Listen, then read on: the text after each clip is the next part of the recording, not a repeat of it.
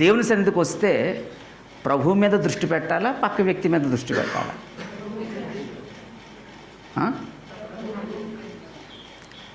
దేవుని దగ్గర మనకు వచ్చిన తర్వాత మన లోపాలని సరి చేసుకునే విషయంలో దృష్టి పెట్టాలా, ఎదటి లోపాలను దృష్టి పెట్టాలా? ఇప్పుడు ఎప్పుడైనా వాక్యం చెప్తున్నప్పుడు వాక్యంలో ఏదైనా ఒక పాయింట్ వచ్చినప్పుడు మనం ఏం చూస్తామండి? ఆ వాక్యంలో మనల్ని చూసుకుంటాం, ఇంకొకరిని చూస్తామా? ఇదిగో వాళ్ళకే బాగా కొట్టాడు.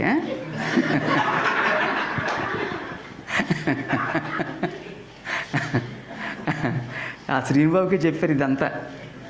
అంటే అందులో ఎవరు లేరని? అంటే నువ్వు లేవా? అంటే నేను లేనా? అది మన లోపం కాదా?